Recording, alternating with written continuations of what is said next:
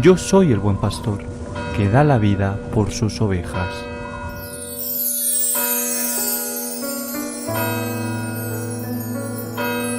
El Señor esté con vosotros. Y con tu espíritu. Lectura del Santo Evangelio según San Mateo. Gloria a ti, Señor. En aquel tiempo, al ver Jesús a las muchedumbres, se compadeció de ellas, porque estaban extenuadas y abandonadas como ovejas que no tienen pastor. Entonces dice a sus discípulos: la mies es abundante, pero los trabajadores son pocos. Rogad, pues, al Señor de la mies, que mande trabajadores a su mies. Llamó a sus 12 discípulos y les dio autoridad para expulsar espíritus inmundos y curar toda enfermedad y toda dolencia. Estos son los nombres de los 12 apóstoles. El primero, Simón, llamado Pedro, y Andrés, su hermano. Santiago, el de Zebedeo, y Juan, su hermano. Felipe y Bartolomé.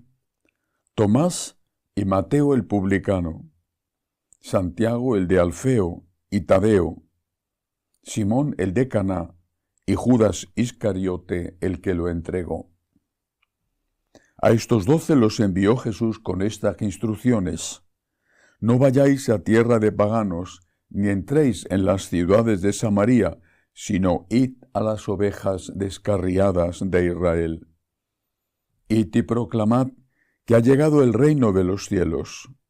Curad enfermos, resucitad muertos, limpiad leprosos, arrojad demonios. Gratis habéis recibido, dad gratis.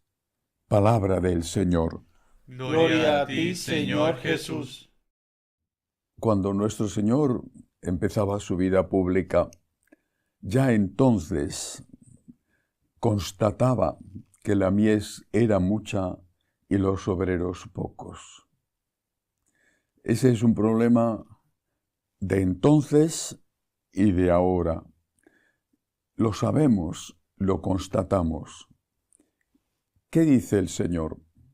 Rogad al dueño de la mies que mande obreros a su mies. ¿Por qué? Porque ese obrero, el sacerdote, es un don, es un regalo. No es un trabajo como otros. Es algo que suscita a Dios en alguien. Algo, el deseo de amar al Señor en primer lugar y dedicar su vida a Él y a las cosas de Él, es decir, a la evangelización. Y eso lo suscita en alguien. Pero el alguien tiene que responder, pero el algo lo suscita Dios. La vocación significa llamada. La llamada la pone Dios. Después la llamada tiene que ser acogida, tiene que ser respondida, pero procede de Dios. Por eso tenemos que rogar a Dios que ponga esa llamada, esa vocación en el corazón de muchos, para que esta mies abundante pueda tener los obreros necesarios para llevarla a Dios, para llevarla al cielo y para llevarla en la tierra por el camino de la justicia y de la paz. Segunda característica: la comunidad tiene que experimentar la llegada de ese pastor como un don. Es cuando las ovejas están sin atender, son víctimas de los lobos. Las ovejas, son animales.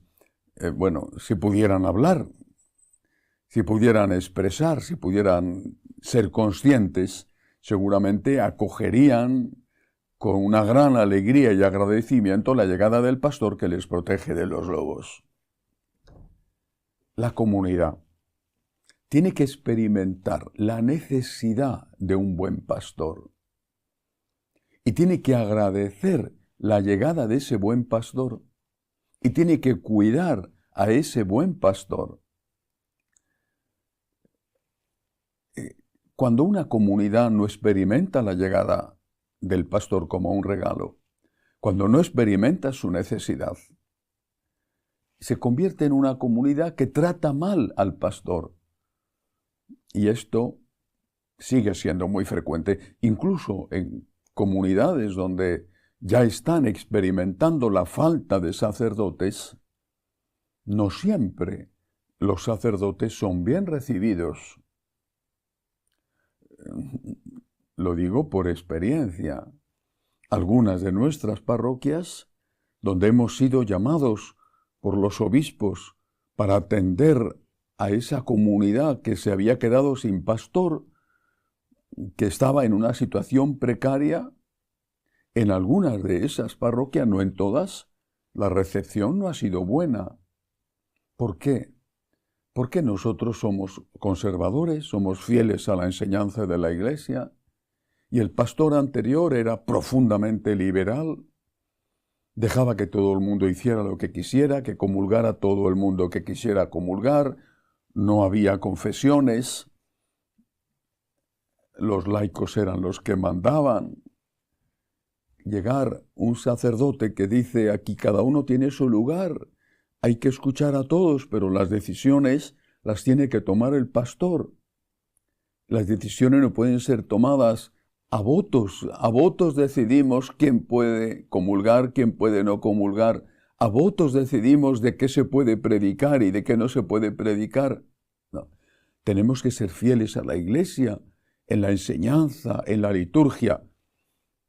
Esa comunidad, o por lo menos un sector de esa comunidad, acoge mal a ese pastor.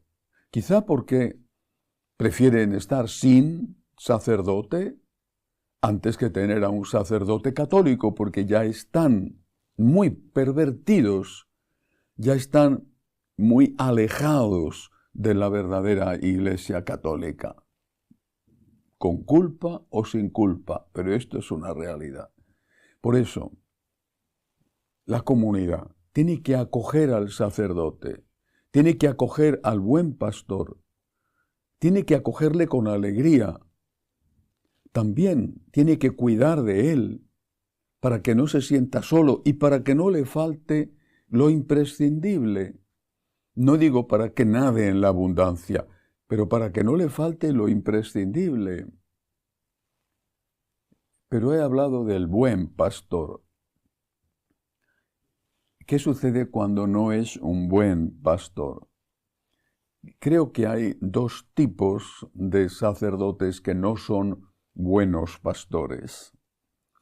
Hay un tipo de sacerdote que es considerado un mal pastor porque no tiene determinadas cualidades. Por ejemplo, no predica bien. Y a veces la comunidad le rechaza por ese motivo. O a veces porque tiene algunos rasgos de mal carácter. Y entonces también la comunidad dice, no, yo quiero un sacerdote que sea un buen predicador, que sea un ejemplo y un modelo de santidad. Me parece estupendo que eso lo pida la comunidad y todos los sacerdotes deberíamos de ser así, santos y sabios, santos y de un testimonio admirable y ejemplar. Y cuando no es así, cuando no tienes un sacerdote 10 que predica maravillosamente, que no se enfada nunca, que está siempre disponible, cuando no tienes un sacerdote 10, ¿qué vas a hacer? Decir, o 10 o nada. Luego hay otro tipo de mal pastor, que es el que comete delitos, por ejemplo, abusando de menores, robando o enseñando lo contrario de lo que enseña la Iglesia. Ese sí merece ser considerado un mal pastor. Si nos fijamos en la lista de los apóstoles, uno se da cuenta enseguida de las enormes diferencias que había entre ellos. En este texto que he leído de San Mateo, lo suaviza un poco, porque dice que Santiago, el de Zebedeo, y Juan, su hermano. Pero en otro de los textos donde se habla de los 12 apóstoles, los llama Boanerges, los hijos del trueno. Hijos del trueno, ese es un mote que Jesús les pone, hijos del trueno. Es decir, personas con un carácter fuerte, explosivo. Eran dos de los apóstoles predilectos de Jesús. San Juan era el discípulo predilecto. Los dos, junto con San Pedro, estuvieron en el Tabor. Los dos, junto con San Pedro, fueron reclamados de entre los 12 para que le acompañaran en el huerto de los olivos. Habla de Mateo el publicano. Mateo el publicano era un recaudador de impuestos. Tenía un origen terrible. Pero también está Simón, dice Simón el de Caná, era Simón el celota.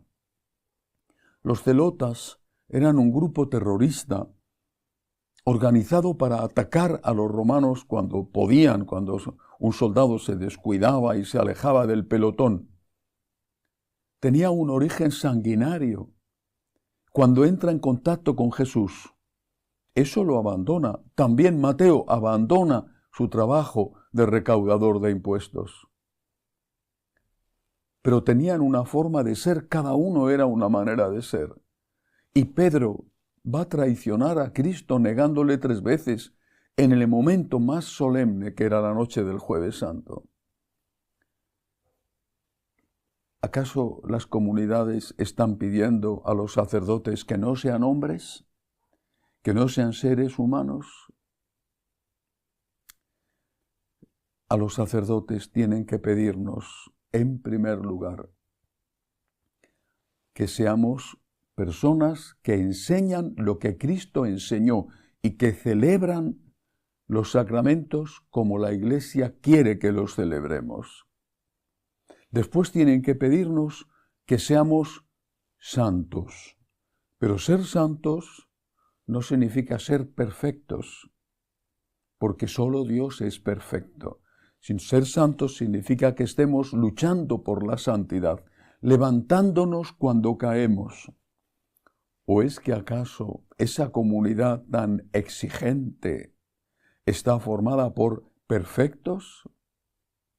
¿Esa comunidad tan exigente está formada por personas que no tienen necesidad de confesarse nunca porque jamás hacen nada mal, ni siquiera un pecadito venial? Por eso hay que distinguir entre el mal sacerdote, entre el mal pastor, el abusador de niños, el corrupto que se queda con el dinero de la parroquia, el que enseña mal en sus catequesis y sus homilías. Ese es un mal pastor. Ese no tiene que ser aceptado.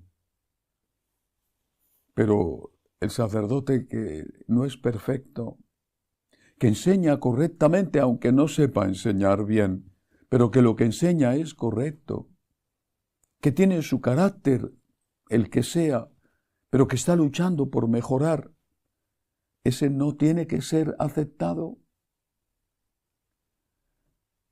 Pidamos al dueño de la mies que mande obreros a su mies.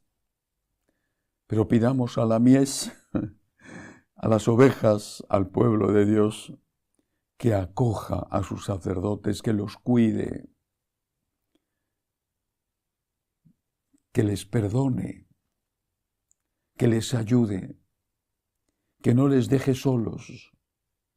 Porque cuántos sacerdotes, sobre todo jóvenes, se queman, se decepcionan y abandonan el ministerio, precisamente porque no han sido acogidos por ese pueblo que les rechaza por lo que sea, quizá porque son de otro país o de otro color de piel o no hablan perfectamente el idioma.